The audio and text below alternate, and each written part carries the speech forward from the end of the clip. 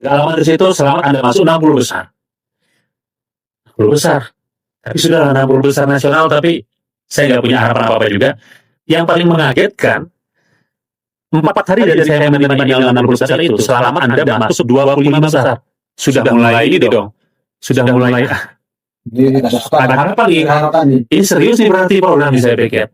25 besar, dan terus saya mulai di Google Meet pada saat itu ya, sudah di telepon juga segala macam, di interview, dan singkatnya Anda masuk 12 besar. Dari 12 besar Anda diundang ke Jakarta. Kira-kira gitu. Kaget juga guys, diundang ke Jakarta di Menara Astra. Ya, terus bertarung ide, gagasan, terobosan, semua segala macam. Singkat cerita, ternyata dari 11.000 sekian peserta itu, Aceh Tengah dan Jasa Sarjana itu menjadi juara satunya. Ide aja itu kan besar tuh ya. Yeah. Besar banget lah. Aku lihat besar karena waktu di sana itu juga sudah. Dan satu lagi, ini perlu saya sampaikan, yang memenangkan aplikasi Jasa Sarjana itu adalah Mas Nadiem Makarim. Dia jurinya pada saat itu. Sampai dia waktu itu mengatakan, iya ya Mas ya, kenapa saya hanya memberdayakan orang yang punya SIM? Kenapa saya tidak berpikir memberdayakan orang yang punya ijazah? Karena pada saat itu dalam presentasi saya, dalam pitch deck saya di Menara Astra itu saya sampaikan, mohon maaf ini semuanya dari Dewan Juri saya. Orang dengan SIM-nya bisa menafkahi istrinya. Kami dengan ijazah kami di Aceh mengenal apa saja. Kan gitu ya. Saya bilang begitu, kami dengan ijazah kami mengenal apa saja. Sebenarnya kami yang sudah kuliah ini, saya bilang, S1, S2, S3, I. Dan kami ketika selesai. Dan kami seolah dalam tanda kutip, kami seperti pengangguran terdidik, tidak punya kerjaan. Sebenarnya kami nggak salah, saya bilang. Yang salah itu adalah kalian semuanya yang tidak memberikan ruang ke kami untuk bisa kami kira-kira mengaplikasikan ilmu-ilmu kami. Saya bilang kayak gitu. Apa namanya ya? Saya sampaikan logikanya begini. Seandainya ada orang di rumahnya S2 bahasa Inggris dan dia tidur di rumah, apa kata tetangganya? Engon mana ya? Saya ini kuliah rata-rata kuliah tinggi-tinggi lumio buat di rumah. Betul ya. Sebenarnya saya bilang, yang sayang itu, yang kasihan itu bukanlah yang tidur di rumah tadi. Yang kasihan itu sebenarnya adalah masyarakat Aceh Tengah atau masyarakat daerah yang tidak bisa menyerap ilmu hebat dari orang yang tidur itu. Itu yang saya benar. Bukan dia yang tidur itu. Dia sudah menyelesaikan tugasnya kuliah. Tugas pemerintah lah kira-kira yang harusnya menyiapkan tempat pemberdayaan itu. Berdayakan kami ini. Tapi iya. Ini aku tahu poinnya. Iya. Untuk sebesar Jasa Sarjana itu kayaknya Aceh Tengah, Aceh bahkan Indonesia aja belum mampu juga ya itu kan. Baik. Cita-cita itu kan besar tuh. Besar banget. Sedangkan Gojek aja ya itu tadi mereka bisa SIM tapi itu pun sekitaran Jakarta dan Pulau Jawa kira-kira gitu. Di luar itu masih. Baik. Ide besar ini sampai hari ini ya, ini memang karena kita sudah tahu bagaimana besarnya ide ini. Pilot project ini besar sekali memang. Saya sampai katakan begini. Sampai sekarang saya belum diam ya. Jasa Sarjana ini aplikasinya up and down karena saya nggak ada biaya. Karena biaya maintenance-nya saja, dia belum menghasilkan. Biaya maintenance-nya saja selama 1 tahun itu 26 juta. Biaya server, biaya coding, biaya maintenance di pemeliharaan, apalagi mungkin sekarang AI berubah, pengkodian berubah, maka programmer selalu menuntut, Mas ini kurang nih, ini nanti aplikasi nggak bisa di-download kalau serinya Xiaomi, kira-kira gitu. Jadi, tapi sekarang saya masih terus ikut.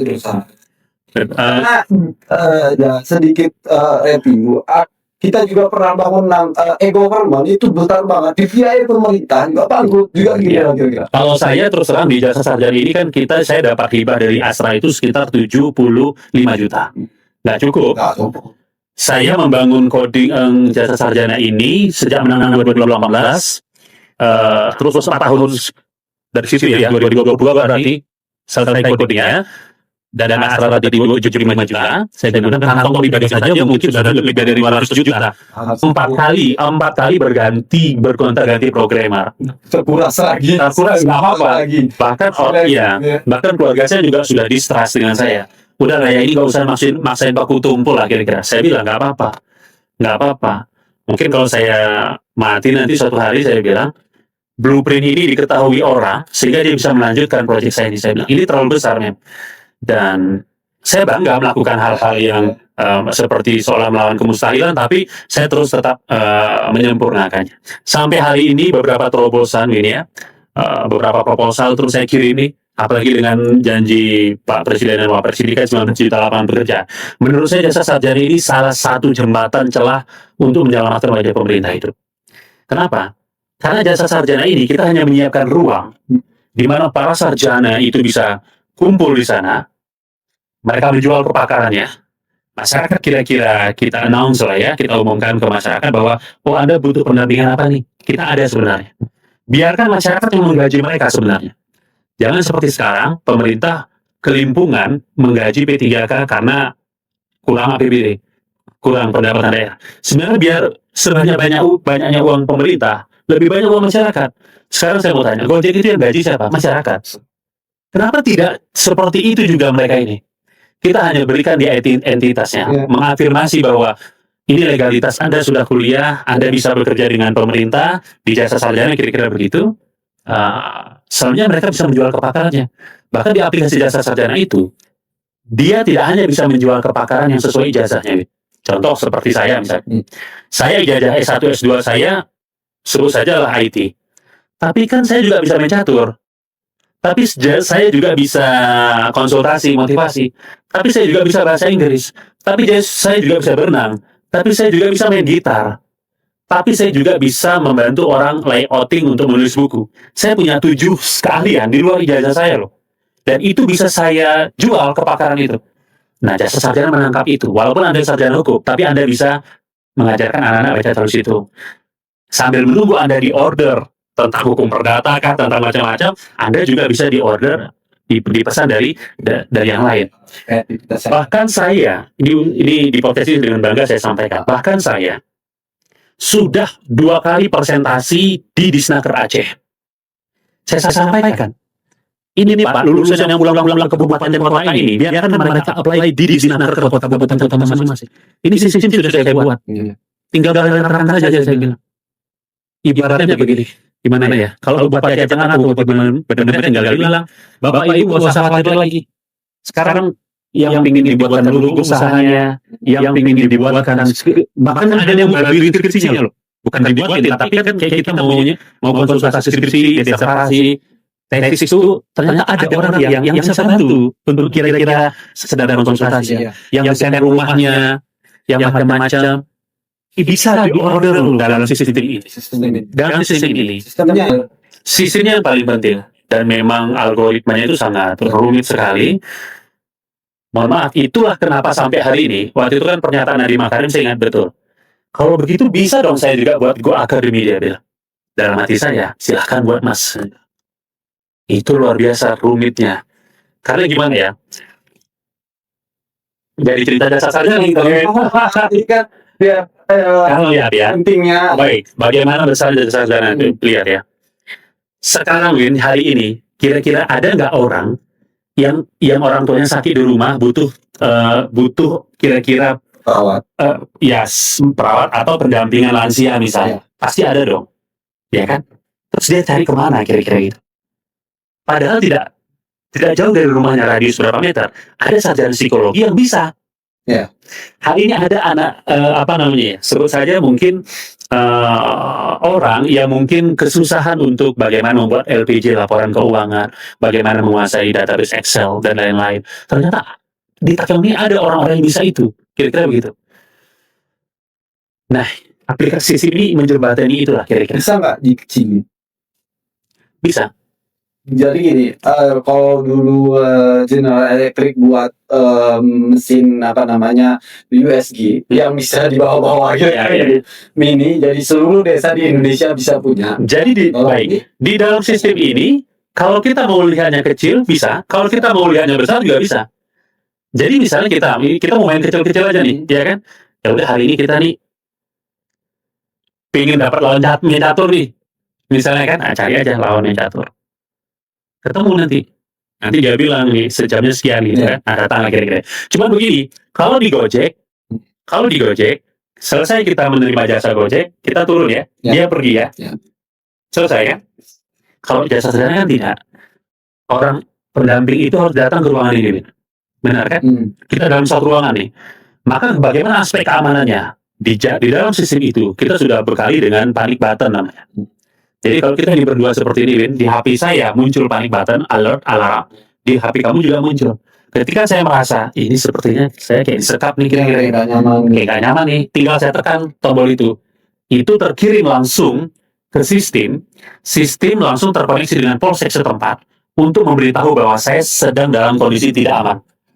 Begitu juga dengan kamu. Kira-kira kamu merasa nggak aman, kamu tinggal tekan. Nah, admin nanti akan terus memproses itu. Nah, terus selanjutnya begini. Kalau di Gojek kan cukup tunjukkan SIM, tanda bahwa Anda bisa berkendara.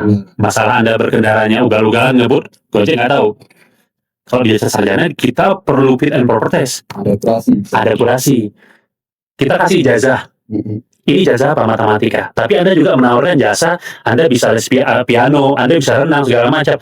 Nah, ini untuk kualifikasi skill-skill ini, bagaimana membuktikan bahwa Anda benar bisa mengajari orang ini semuanya? Atau menjual kepakaran di lari, kan gitu ya? Oke. Maka harus ada kira-kira disnaker yang menguji itu. Ada fit and proper test. Ada fit and proper test. Tapi gini, Baik. kita kembali sedikit nanti kita akan membahas ini. Iya. Tapi kita kembali masalah pendidikan kita. Iya. Kira-kira yakin nggak ada Apri Salpa sama sarjana-sarjana yang diturunkan oleh universitas kita ini hari ini ya, dengan adanya AI misalnya gitu, adanya ChatGPT kira-kira gitu. Aku nggak sebutkan semua ini platformnya, tapi AI ini kan membuat orang lebih mudah, instan dan seterusnya. Ini masalah basic banget sih. Keyakinan seperti apa yang kita bisa letakkan sama sarjana hari ini? Ini beda aja sama saya. Win sendiri itu kan hidupnya memang bukan serius aja gitu lah. Aku hidup tuh kayak ngalir aja. Terus jadi berkuliah di Jakarta, terus kerja di sama Abi Musa itu sebagai staf ahli kan gitu kan, pulang kemari kira-kira gitu. Terus berbisnis dan seterusnya. Tapi itu standar biasa gitu. Kira-kira yang meyakinkan ada semua sama pendidikan Indonesia ini hari ini kira-kira apa? Iya. Oh, Sri Mulyani sudah bilang investasi bodong nih juga. Jadi menurut saya ada pergeseran nilai ya bagi bagaimana orang melihat ke kampus. Saya jamin 100 orang kita tanya apa itu kampus, mungkin 99-nya akan menjawab bahwa kampus itu adalah tempat di mana kita bisa belajar sehingga nanti setelah itu kita bekerja. Kira-kira begitu ya. Sesederhana itu. Sebenarnya ada value yang mereka tinggalkan, lewatkan. Saya pernah menulis di 2012 di buku saya yang judulnya Jadi Ketua Ini Harus Sesuai itu. Sebenarnya kampus itu sebenarnya adalah tempat di mana kita bisa memulai peradaban, kira-kira gitu. Start peradaban dari kampus sebenarnya. Contoh begini. Sebenarnya kampus itu bukan tempat untuk mencari pekerjaan. Kampus itu adalah tempat di mana kita bisa belajar, melihat dan menyelesaikan banyak masalah. Itu yang kalau menurut saya ya. Sehingga orang-orang keluar dari kampus itu terlatih dia melihat jalan keluar dalam semua pilihan hidupnya. Mohon maaf. Orang yang tidak pernah kuliah dengan orang yang pernah kuliah, itu cara dia menyelesaikan masalah, keputusan yang ambil, sikapnya yang pasti ya. Ibu rumah tangga yang kira-kira gitu. Nah, ibu rumah tangga yang dia sarjana dan ibu rumah tangga yang dia tidak pernah kuliah, mohon maaf ya sekali lagi, itu akan beda sikapnya, pilihan-pilihan hidupnya. Setuju ya? Setuju karena juga sebenarnya tadi ya beberapa waktu ini kita masih mengkampanyekan orang mati di umur 30, dikubur umur 70. Mereka berhenti belajar, mereka berhenti bertumbuh karena mereka nggak tahu sebenarnya pola belajar dan pola bertumbuh. Setuju. Oke, lanjut. Oke, baik, setuju. Nah, sehingga sekarang para sarjana ketika dia selesai, misalnya Ya, kita ambil contoh simpel saja. Tetangga kalian ini, tetangga Win ini, bengkel laptop. Abang ini kita belajar luar biasa ya. Dia adalah lulusan dari FKIP Kimia. Unsia, USK. Tapi hari ini beliau hidupnya sukses dengan kemampuan dia dengan teknik dan informasi komputer. Apa yang salah dengan tidak ada yang salah? Bahwa Anda nanti bekerja sesuai dengan disiplin ilmu Anda kuliah itu bagus. Tapi kalau nanti Anda bekerja atau mengabdi di luar disiplin ilmu Anda kuliah, nggak apa-apa. Karena pada prinsipnya, kan pada akhirnya sukses itu kan saat hidup kita berguna. Pak Minas, jangan persempit makna hidup berguna itu. Sekarang boleh tanya, apa sih suksesnya sebenarnya? Oh, sukses itu dapat tabungan kita 100 juta. Salah. Kalau sukses hanya karena tabungan di tabungan kita ada 100 juta di rekening misalnya, itu artinya kalau di ketapang sana ada kerbau. Kerbau itu di punggungnya kita taruh uang 100 juta, 100 ribu, itu kerbau sudah lebih sukses dari Anda. Yeah. Itu kalau pendekatannya material ya. Jangan seperti itu. Apa itu sukses? Sukses itu saat yang kau lakukan berguna untuk orang lain. Itulah sukses. Tidak ada sukses di atas lagi saya jamin. Sesederhana ini ya, kalau betul setelah Anda selesai kuliah, mengabdilah, berjuanglah, kira-kira bermanfaatlah di mana pun Anda berada. Kalau nggak berguna buat orang lain, berguna buat sendiri aja lebih penting. Kira-kira begitu. Mungkin kalau ibarat kata bijak, kalau kita tidak bisa menjadi garam yang menawari kehidupan, paling tidak jangan jadi racun yang mengotori kehidupan. Kira-kira begitu. Tapi para sarjana itu kan dia memang sudah keluar dari kotak kecil pikirannya ya. Dia tampil dengan mindset yang lebih persuasif, yang lebih besar. Kan kira-kira begitu. Dia membuka peluang. Jadi sekali lagi, nggak ada kaitannya sebenarnya dengan pengaruh AI, robotik, dan segala macam. Karena para sarjana mestinya value di dalam dirinya sudah besar dan dia bisa mengembangkan, membawa dirinya menyesuaikan dengan perubahan. Kan kira-kira begitu. Singkatnya, para sarjana itu dia sudah membuktikan dengan dia lulus, dia punya integritas. Lalu dia mampu berkomunikasi. Lalu dia mampu bekerja sama. Para sarjana itu hari ini per hari, walaupun dia yang nganggur, dia selalu berpikir ini orientasi pada hasil. Kayak dia terobos nih, apply sana, apply ke sini. Mereka kan aktif ya, chip di dalam pikirannya. Selalu dia akan beradaptasi dan menyesuaikan diri pada perubahan. Para sarjana juga akan mengembangkan dirinya, tidak hanya dirinya, dia juga akan mengajak orang lain itu berkembang. Para sarjana, para lulusan juga akan solving problem, mencari jalan keluar, tidak berbagi jalan buntu. Yang terakhir, para sarjana pasti berani mengambil keputusan. Kan kira-kira begitu ya. Bahwa hari ini ada orang yang mengatakan, untuk apa sekolah? Yang nggak sekolah saja berhasil. Ya, ada gitu ya. Banyak. Satu.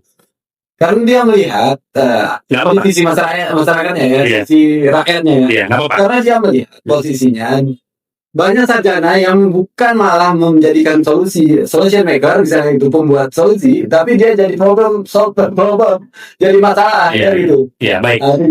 Sekarang gini, saya setuju bahwa untuk apa sekolah? Toh yang nggak sekolah pun tidak berhasil. Saya setuju. Sekarang saya mau tanya. Bahkan dia bilang lagi, bahkan nggak sekolah saja, tamat SMP saja bisa jadi menteri loh. Oke, sekarang saya mau tanya. Coba hitung dalam kabinet yang kemarin ada lulusan SMP itu menteri. Coba hitung dalam kabinet itu. Berapa orang yang lulus kuliah jadi menteri dengan orang yang nggak pernah kuliah jadi menteri? Cuma satu orang loh. Persentasenya lebih banyak karena kuliah. Artinya probabilitas orang kuliah itu berhasil itu lebih besar. Mohon maaf ya. Ketika ada orang ngebut terus kita bilang, jangan ngebut nanti kamu kecelakaan. Terus dia bilang, kalau pelan-pelan juga bang, namanya kita kalau udah naas, kejadian juga. Betul. Ya kan gitu. Jangan, kan pelan-pelan di rumah saja kita kalau naas, kejadian juga. Cuman, yang ngebut itu mati lebih banyak kan ketimbang yang pelan. Probabilitasnya ngebut itu lebih berbahaya. Kan kira-kira gitu ya. Nah, saya singgung lagi sedikit lagi, mohon maaf ya. Tanpa niat menyinggung siapa-siapa. Ya nggak merokok saja kena kanker paru-paru. Setuju. Tapi yang merokok, yang kena kanker paru-paru karena merokok lebih banyak. Kira-kira begitu. Nah, ketika probabilitasnya lebih besar, maka di situ kita mengambil peluangnya.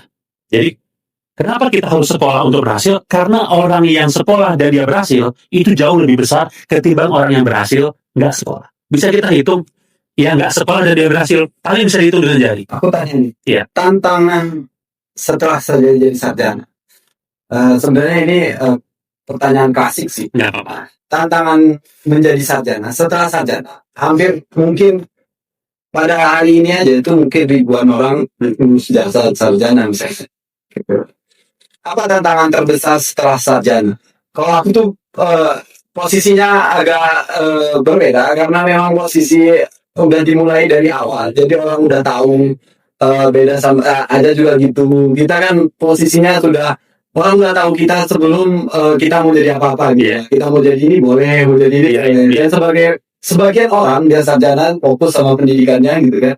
Habis itu dia pulang bingung dia ngapain. Ya, tantangannya menurut aja apa yang harus dijawab sama para sarjana. Ya, itu bagus ya, itu tadi bagus tuh. Jadi jangan bingung. Sekarang begini. Saya mau tanya, kalau seandainya hidup kita terus benar, misalnya hidup kita benar terus, gak pernah melakukan kesalahan. Pertanyaan saya, bisa nggak Tuhan membantu kita? Tidak bisa. Lakukan kesalahan dan kegagalan supaya Tuhan membantu kita. Kan kira-kira begitu logikanya. Jadi orang-orang yang bingung, tidak mau mencoba tadi, tidak mau try and error, ini berbahaya.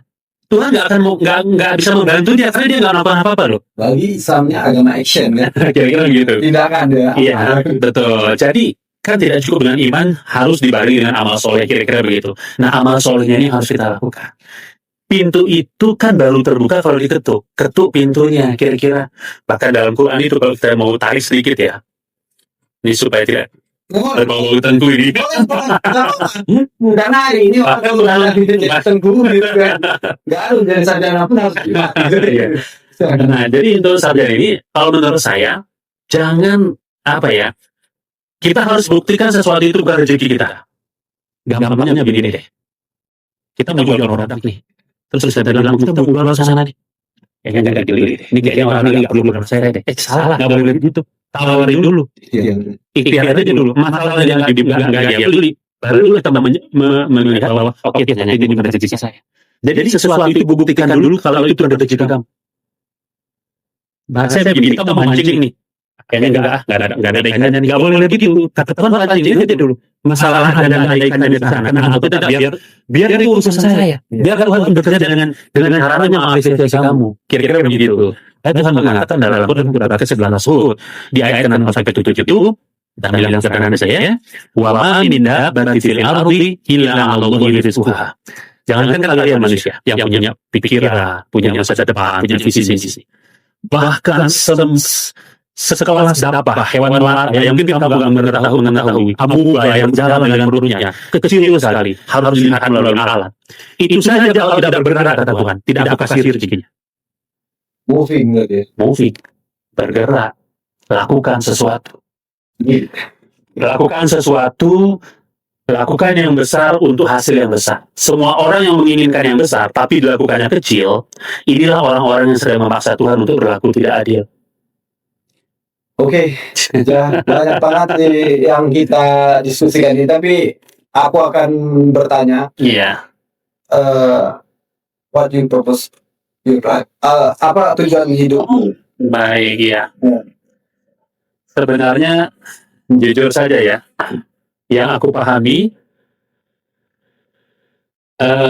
tujuan hidup itu sebenarnya tidak pernah tercapai. Ya.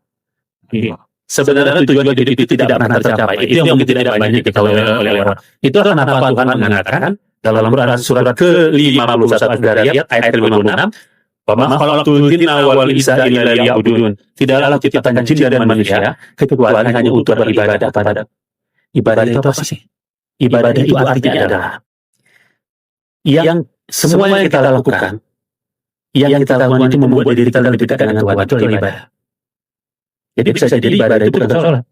Ada orang sholat, semakin dia sholat, semakin jauh dari pengeria.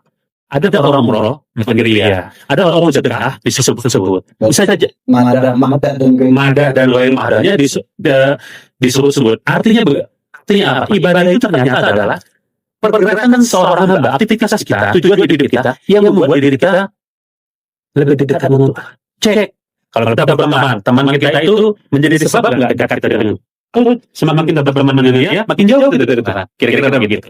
Maka kita ditanya, apa tujuan hidup saya? Yang jelas tujuan hidup saya itu tidak pernah tercapai. Kita hanya hadir di dunia ini mengisi potongan-potongan hari Senin selesai, Rabu dan Senin itu mengisi hari itu dengan hal-hal yang berguna dan bermanfaat dan semakin dekat dengan Tuhan. Kira-kira begitu. Makanya ada ulama kontemporer yang mengatakan boleh jadi kita mulia di pandangan manusia, tapi kalau kita tidak mulia dalam pandangan Tuhan, sebenarnya kita hanya kelihatan mulia dalam pandangan manusia, tapi kalau di pandangan Tuhan kita tidak lebih dari sekedarnya bangkai yang sedang berjalan. Satu lagi, banyak sih sebenarnya, tapi waktu kita memang Baik, nggak apa-apa. harus kita batasi. Baik. Kalau ada misalnya diberi kesempatan untuk merubah sesuatu di dunia ini, kira-kira apa yang Aja mau ubah? Satu saja. Untuk kali ini sebenarnya banyak yang mau Baik, ubah, tapi kira-kira dengan segala masalah yang kita hadapi, dengan segala problematika perjalanan hidup yang hari ini mungkin ada udah 35 tahunnya, 36 tahun. 36 jalan 36 atau udah 36. Jalan 37 ya. 37. Kira-kira dalam perjalanan itu semua pengalaman ini, kira-kira kalau misalnya diberi kesempatan untuk mengubah satu hal di dunia ini yang luas ini gitu, kira-kira apa yang Aja mau? Kalau diberikan kesempatan untuk mengubah satu hal yang ingin sekali diubah dalam diri saya sendiri. Jadi saya tidak binafsi. Jadi kita memulai dari diri sendiri. Jadi saya merasa masih banyak dari diri saya yang saya perbaiki. Jadi jika pilihannya mengubah satu hal yang harus diubah di dunia ini, maka saya akan mengubah lagi diri saya ke versi yang lebih baik. Ke versi yang lebih baik. Yang sebelumnya Iya baik. Iya, karena yang lebih baik. Iya, karena Ada hal yang sia-sia nggak dilalui? saya termasuk orang yang tidak pernah menyesali semua keputusan hidup saya. Sekalipun salah mungkin menurut orang, menurut saya, tapi that's life ya, itulah hidup dan kita ini kan manusia yang harus belajar. Hanya Tuhan yang boleh tidak belajar. Apakah Tuhan harus belajar? Kalau Tuhan belajar, jangan sebab dia. Hanya Tuhan yang boleh tidak belajar. Kita manusia biasa, kita melakukan kesalahan. Kan gitu ya. Kita harus belajar, kira-kira begitu. Harus terus belajar. Jadi kira-kira itu. Dan terakhir saya tutup tadi atas sebagai closing sebagai sesi ini, dan mudah-mudahan kita bisa diskusi lagi lebih lanjut. Baik. Yang pertama, kita itu hijrah ada 4 pilihannya ya. Pertama hijrah dari yang buruk ke baik. Yang kedua hijrah dari yang baik menjadi lebih baik. Ketiga bisa hijrah dari yang sesuatu sudah lebih baik menjadi baik, turun lagi dari negatifnya. Atau terakhir kita hijrah dari yang baik ke buruk. Itu dalam Al-Quran dikatakan manusia itu hijrah bisa 4 versi. Maka paling tidak kita dimensi hijrah kita itu usahakan dari buruk ke baik, dari baik ke lebih baik. Jangan itu dari lebih baik menjadi baik, bahkan dari nasihat dari baik menjadi buruk. Itu yang pertama. Yang kedua, janganlah menjadi seekor ikan yang terus menangisi kenapa burung bisa terbang. Sampai kita melupakan dirinya, diri kita bisa berenang. Artinya apa? Biarkan burung sukses dengan terbangnya, ikan sukses dengan berenangnya, cita sukses dengan lari kencangnya, gajah sukses dengan tarannya, kira-kira begitu. Di sana kita mulai melihat, mensyukuri semua pemberian Tuhan. Di sana kita bisa belajar melihat hikmah, dan ternyata kita bisa berhasil dan sukses dengan cara dan bidang kita masing-masing. Oke, terima kasih banyak Aza Abdi Saupa yang sudah hadir, dan memang podcast ini adalah podcast yang luar biasa berbeda karena aku memang pingin sebenarnya bukan yang selama ini tampil, aku pingin Aza Abdi Saupa yang ada emosinya, ada manusianya, bukan sisi malaikatnya gitu, tapi sisi manusia yang benar-benar.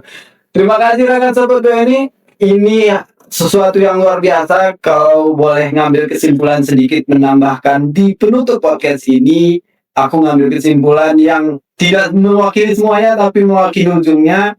Mungkin manusia yang paling baik itu adalah manusia yang bermanfaat buat orang lain. Nah, khairun nas anfa'uhum linnas. Terima kasih rekan sobat ini. Mudah-mudahan kita berjumpa lagi di podcast selanjutnya bersama Aja Apri Saupa. Dan terima kasih atas kehadirannya dan semua ceritanya. Legend kuabanya ini rekan sahabat. Mudah-mudahan kita ketemu lagi. Billahi taufiq wal hidayah. Assalamualaikum warahmatullahi wabarakatuh. Waalaikumsalam warahmatullahi wabarakatuh.